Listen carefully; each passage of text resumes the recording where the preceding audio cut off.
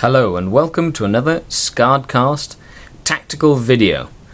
Today we're talking about Lelith Hexperax, the undisputed master of the witch cults. So, let's get started. This is video number 4 in a series of tactical videos.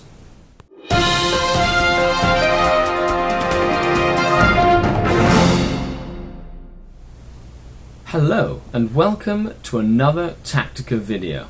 We are discussing the new Dark Eldar Codex. This is video number 4 of the series of tactical videos discussing the different units and strategies within the new 40k release. So today we're talking about Lelith Hexperax, the Queen of Knives. She is the undisputed master of all the witch cults. Let's begin, shall we? Lelith is the undisputed champion of the gladiatorial arenas, the personal favourite, and some say occasional courtesan, of Overlord Vect himself. Most deadly of all her kind, Lelith's skill in the art of combat bears all the hallmarks of a true genius.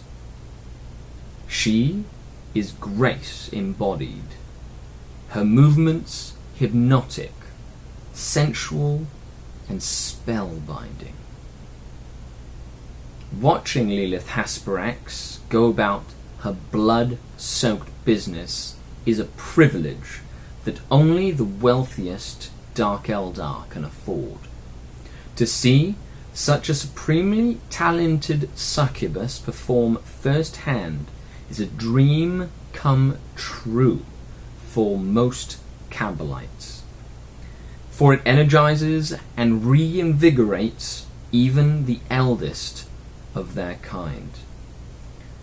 Lelith blesses raiding cabals with her presence, only in order to search out unusual prey. She loves to match her abilities against the most formidable champions in the galaxy. She has yet to return from a raid without blood upon her blades and a new clutch of grisly trophies for her private museums. In battle, Lelith uses her body as a weapon as well as her blades. Her lustrous mane of hair is soon sewn through with barbs and hooks. Her legs and feet are edged with bladed spurs. So, this gives us an introduction of the figure that is Lelith, the Queen of Knives. As always, I'll talk about this in 2 parts. Talk about the basics of Lelith to a beginner, and then I will talk about the nuances of Lelith Hexperax within a Kabbalite or Witch Force or Coven Force for the more veteran Dark Eldar player. So let's get started, shall we? Lelith Hexperax, the stat line. Very high weapon skill and ballistic skill of 9, almost perfect. Strength and toughness of a humanoid creature of 3, with 3 wounds, about the same as any independent character that's in the HQ slot. Very high initiative of 9, rivaling the succubus is 8. 5 attack space, a leadership of 9, and a witch suit, 6 plus save. Now, where Lelith gets interesting, her point cost is very reasonable. She went down in cost from the last edition, and she's only about 3 basic land speeders in cost or something like that, or 3 attack bikes, whichever one you want to do it that way. And her war gear and her special rules are what really makes Lelith special. So if you're a new player looking to take Lelith as an HQ, you're looking at a close combat character. There is no doubt about it. Like the succubus, Lelith is geared for close combat, but she's just better than a succubus. Is she better than 2 succubuses put together? Well, her cost should warrant it. So let's see what she has. As a war gear, she has her suit, she has 2 close combat weapons, and she has plasma grenades. Remember, plasma grenades can be shot as a weapon, blast, small blast, 8-inch range, strength 4, AP 4. So yes, even though she doesn't have a pistol, she can lob a grenade at someone. With a high ballistic skill of 9, it'll make short work of fire warriors, Necron warriors, scouts that are in the open, because it's AP4. It's a fantastic weapon. If she's a warlord, she becomes blood dancer. +1 weapon skill, making a weapon skill 10, rivaling the Avatar himself. Honestly, that's pretty cool. Weapon skill 10, almost nothing has it in the book, like in the game, and making a weapon skill 10 really puts her a league apart everybody else. As an Eldar, she is fleet. She is an independent character, so you can enjoy any squad you like. She comes with night vision. She does have power from pain special rule, and she has rampage. Rampage gives you D3 extra attacks in a combat that you're outnumbered. It's fantastic. So not only do you have 5 attacks plus 1 for close combat weapons, so that's 6 base. If she charges into combat, that's 7 base. If she charges into combat where she's outnumbered, that's at least 1 more and up to 3 more. So that's pretty cool, I'm not going to lie. Now she's very geared towards finding characters and killing them in single-handed combat. So her League Apart special rule, she rerolls all failed to hit and to wound rolls in a challenge. Which she needs, she really does. Not to hit, because, well, to hit, it's nice to get hit on 3s with rerolls. But the reroll to wound is important because she's only strength 3. And she doesn't have combat drugs, which is what most other witch cult units have. This means that she has to rely on a high number of attacks and you getting good at the rerolls in order to really do as much damage as possible. Now, her another rule, her penetrating blade rule, is that her armor saves cannot be taken against her close combat attacks. So it's like an AP2 weapon. It's not AP2 because it won't affect vehicles in that sense, but it's just no armor saves are taken. So either invulnerables or feel no pains, that's okay, but no armor saves, which I think is fantastic.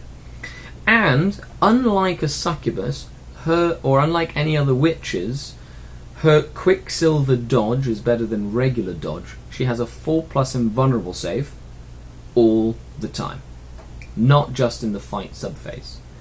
Now, in the fight subphase, this 4+ invulnerable save, kind of like what a clone field gives you, is increased to 3+. So in combat, it's like having a storm shield. Out of combat, not so much. You want to rely a lot on look out, sir, to kind of keep her alive and just have other people take bullets for her and whatnot. Now, she has one option. It's a 15-point upgrade where she can upgrade her one of her close combat weapons to an impaler, which makes sense since the model Games Workshop released has a little like spear thing, which is like an impaler or whatever, and the impaler has specific rules. It's kind of like the other half of a Chardonnay impaler. So an impaler is AP5.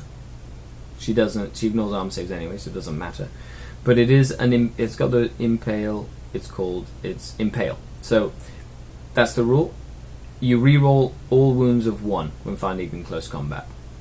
So if you want, for 15 points, you can allow her to reroll 1s to wound in combat. Just helps her if she's outside of a challenge, really. So honestly, I don't really see the benefit of it. People have characters anyway, and if you challenge and they deny the challenge, that better on you. Just put the strong character at the back, that sort of thing. So that's a general overview of Lelith Hesprax. So now we'll talk a little bit about how to take advantage of her as a veteran Dark Eldar player. I've been getting a lot of comments on the Tactica series. I love comments. Thank you guys so much. It really helps me increase the value of the different content that I provide. And they've kind of asked me to talk about my personal experiences with the different units and characters in the Dark Eldar book. I've never used Lelith ever. Yep. That's what can I say? In the first Dark Eldar book, never really knew that she existed. I was brand new, I didn't know what to expect. In the 5th edition codex, it just got released, that just got, put into the way of the dodo. She was never really appealing to me. I found that she was too expensive a character. Now, at her point cost at the moment, with her special rules, I could see some use for her. Now, Archons, their cost I feel is going to be going a little bit up. I used to keep my Archons at about 100 to 120 points tops. But now with the upgraded point value of a Shadow Field save, the upgraded expanded war gear, making you pay 20 points here, 10 points there, it all adds up. So currently, I've been looking at spending probably about 140 to 160 points on an Archon, which means it's very easy for me to substitute that Archon for Lelith and give her a try, as it won't mess with the dynamic of the list in general. So she doesn't have access to a webway portal. She doesn't have Eternal Warrior, so you have to be very careful about high strength 6 and higher weapons, whether it's power sword, whether it's like force staves, whether it's a power fist, whether it's a multi-laser, little things like that.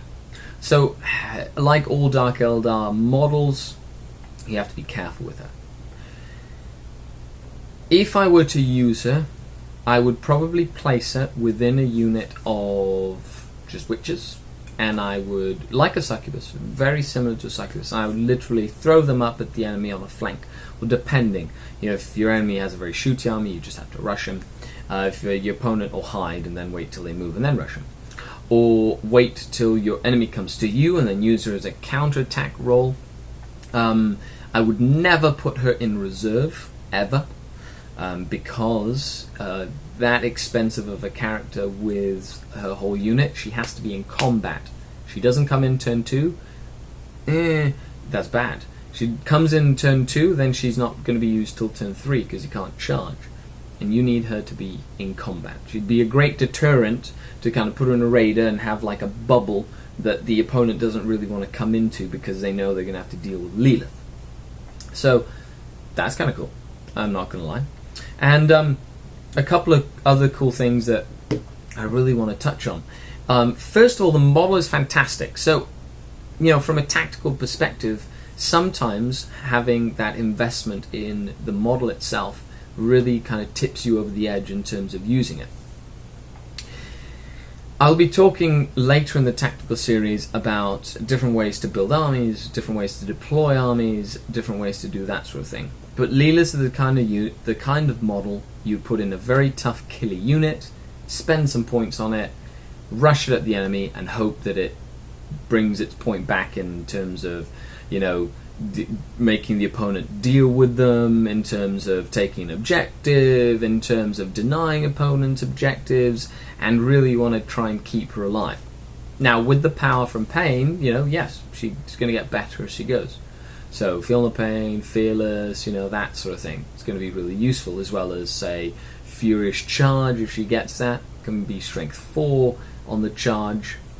And then fearless, and then rampage rage. I believe it's rage at the end, where they get extra attacks for charging. So she could get like a crazy number of attacks towards the end of the game. But make sure you keep her alive. What do you think? Have you used Lelith? If you have, please let us know in the comments down below to start a discussion on the best use of that model within the Dark Eldar army. Well, thanks a lot for watching. This is Skari, your grateful host, and stay tuned as we continue to cover the Dark Eldar release.